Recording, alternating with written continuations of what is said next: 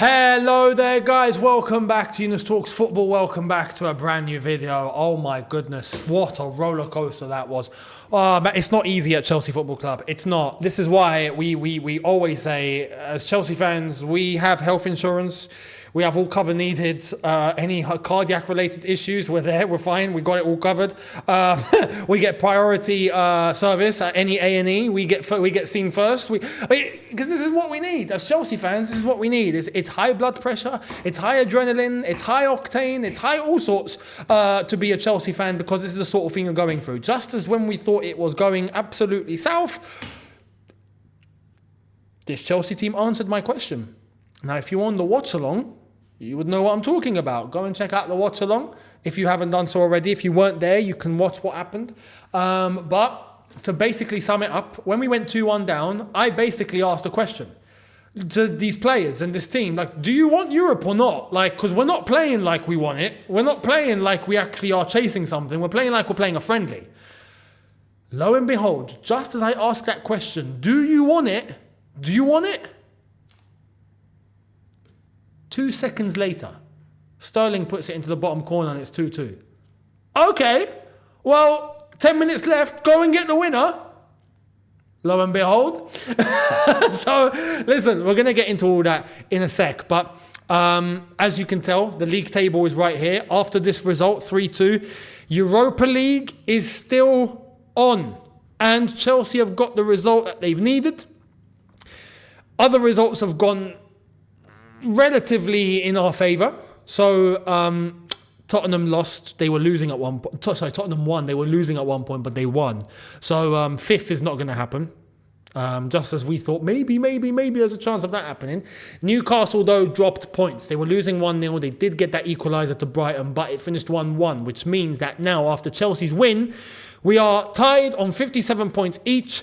3 points ahead of Man United, who won't catch any of us no matter what happens tomorrow against Arsenal. But they're playing Arsenal, and you'd think that they will lose that game, but you never know. Anyway, I'm hoping they draw, because that'll be a good result for us in terms of Man United, and it'd be a good result for Arsenal not winning the league. I think we can all agree on that one. So, this though, 3-2 on the day. 3-2. And I can sum it up very easily for all of you. First 10 minutes, brilliant. The remaining 80 minutes after that, or 75 minutes after that, poor. The last 10 minutes, brilliant. So the first 10 minutes and the last 10 minutes were phenomenal, and everything in between, can we just try and forget about, please? Was basically the moral of the story. Because we started off the game quite bright. Went out with the same team that we beat West Ham with. We started off quite bright. We got a very early goal. Very good goal from Mudryk. What a ball from Cole Palmer, by the way. Just absolutely phenomenal. Beautiful vision. Saw Mudryk run into that half space and just beautifully executed. Beautiful weight on the pass. Lands into Mudryk. Gets past the defender. Slots it in bottom corner. And it's 1-0. Beautiful. Great start. Exactly what we needed, right? And then it's that goal, and I don't know if it's because we got it too early or if we got complacent, or I don't know what happened from that point onwards, but all of a sudden we brought the whole momentum down.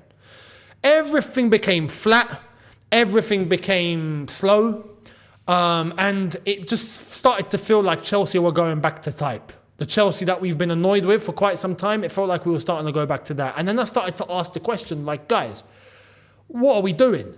Defensively, we were a horror show today, if we're being completely honest. Defensively, in the air, set pieces, trying to prevent players like Hudson-Odoi taking on our players. We weren't getting stuck in. We weren't aggressive enough. We were really poor in terms of not being aggressive enough, by the way. And the amount of times we were ball watching, not going in for the challenges, not going in to intercept, not going in to make the block, not closing players down, not applying the pressure. I'm like, what are we doing? So many times after we got our first goal, we were just literally on the edge of the box, just waiting for Nottingham Forest to do something. Yeah, go on, have a shot. Go on, run past me, it's fine. Like, it was bizarre, very bizarre. We were losing the ball in very, very crazy areas. It didn't take long. Bearing that in mind, it didn't take long for Nottingham Forest to get that equaliser. We scored 8 minutes later, they got their equaliser. Bowley with the goal. Now, Bowley, Nicholas Jackson, poor marking, left his man, let him go on, have the header. And at the same time, Badiashile, who conceded that free kick in the first place, right, and was booked for it, bit clumsy, but all the defenders are playing an offside trap, playing with the line on the edge of the box, on the line, and Badiashile, don't know why, can't read it, has got his entire torso literally playing in Boli's favour instead of getting him on offside, because if he was in line with the rest of the defence, Boli would have been offside.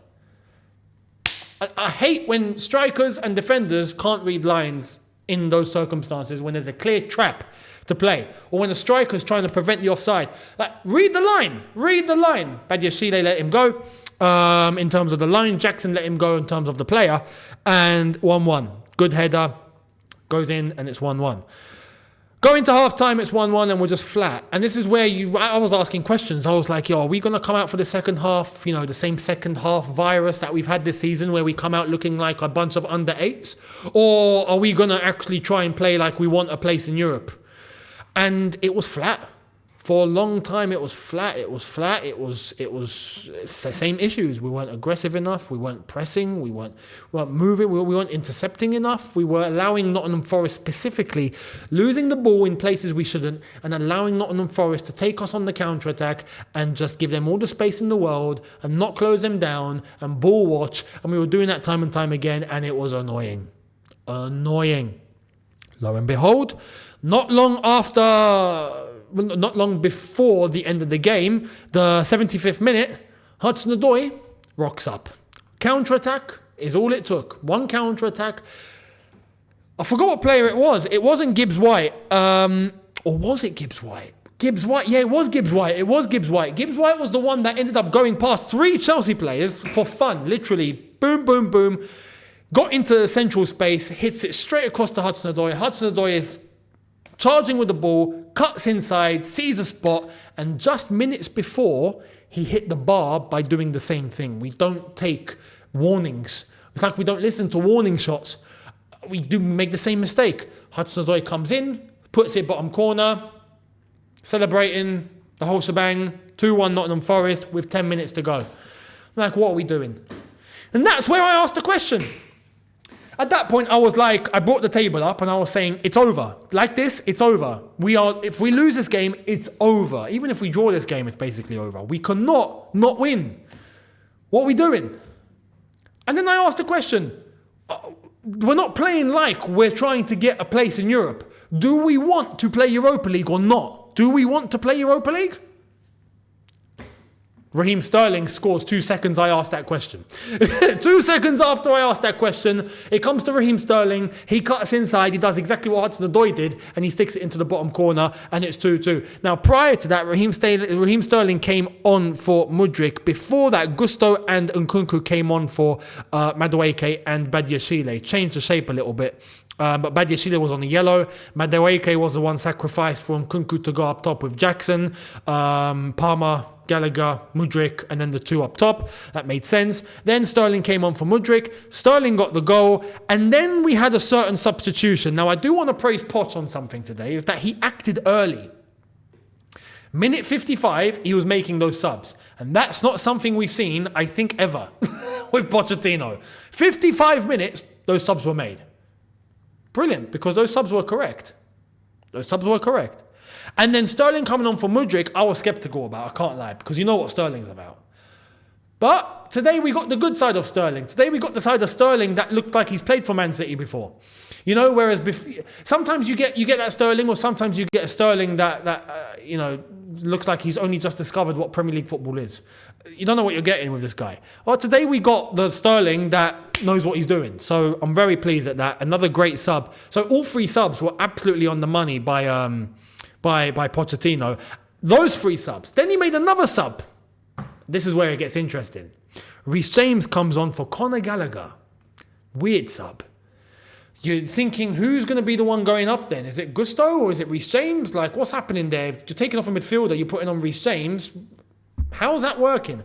Well, Reece James was the one that was bombing forward and getting quite forward. He comes on, he looks very lean, looks in good shape. He got the armband. I did say I was worried and skeptical. I didn't want Reece James playing. I did say that in my preview because I'm worried that if he's not 100%, then we're just going to get him injured again. But it definitely looked like he was at 200% today. He looked fresh.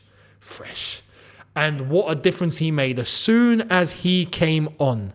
1 minute later, Sterling scores, right? 2 minutes later, ball on the right-hand side, Reece James is bombing forward. He looks into the box, feeds it, beautiful ball in his first cross back into the box since he's been injured, right? Since the last time he played. His first cross back into the box, and he puts it on a plate for Nico Jackson, who was having a poor game, if I'm honest. Poor game overall, but I have to say, he put the ball in the net with that beautiful header. He got Chelsea the win, and he's forgiven. For today, he's forgiven. He got a goal that we absolutely needed, and I give him the salute because he got into a good position. Reece James with a fantastic ball. Reece James, welcome back. Welcome back, Reece. Absolutely brilliant. And he sends the ball into the box, and Nico Jackson is there into the net, and the crowd goes wild. The limbs. I was going crazy because that fully answered my question. Do we want Europe? Clearly, yes, we do. Yes, we do. And this win, in the manner that we have done it, I have to say, I said it in my preview, I said it in the video I'd done before that. This win absolutely cements what Pochettino has been saying pre-game. Because clearly, the team are not affected. Clearly, the team are behind him. Clearly, he's not lost the dressing room. Clearly, he's got all the players behind him properly at 100%. And they're grinding the result out. And they do want to play Europa League.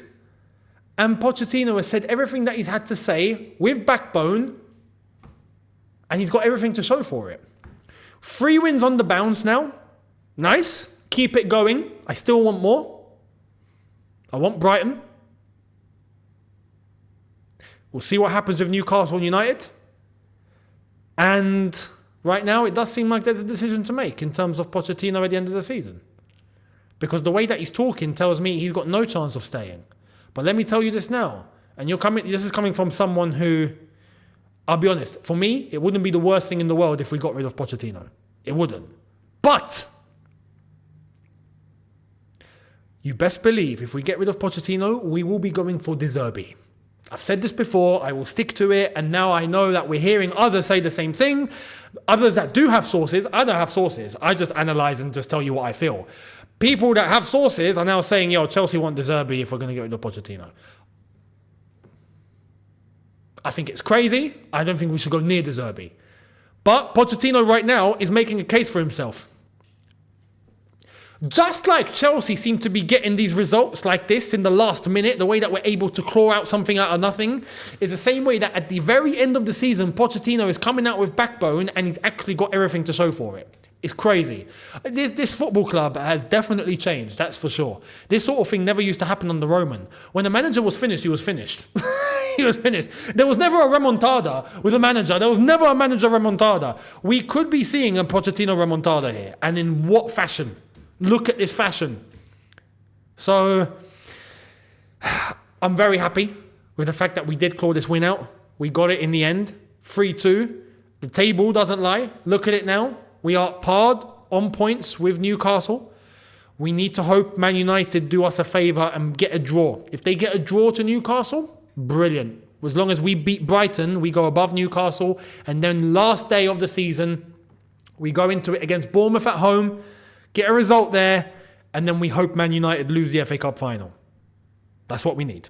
So, let me know your thoughts. Much appreciated. And big up to the players. In the end, the way that everyone managed to claw it out, phenomenal. As I've said, not the best game in the world. First 10 minutes, last 10 minutes, beautiful. In between, pretend it didn't happen. And defensively, we need to get better, man. Defensively, we allow way too much freedom. We're not aggressive enough. So we got to work on that, man. We have to fix that. So overall, very happy. Europa League is very much on, and we've managed to claw the result out of the bag. So let me know your thoughts down below. And what do you think it does for Pochettino now as well? I'm looking forward to going to see what he said post-game. So we'll see what the reaction is going to be, what the fallout is going to be. I will be here tomorrow with a brand new video, maybe two. I'll see if I can get it in. If not, you'll get a video for sure. And I will see exactly what's happening and we'll react to it all. So I'll see you then. Have a good one, people. Hit the subscribe button if you haven't done so already. And I'll catch all of you tomorrow. In a bit, people. Take care and peace.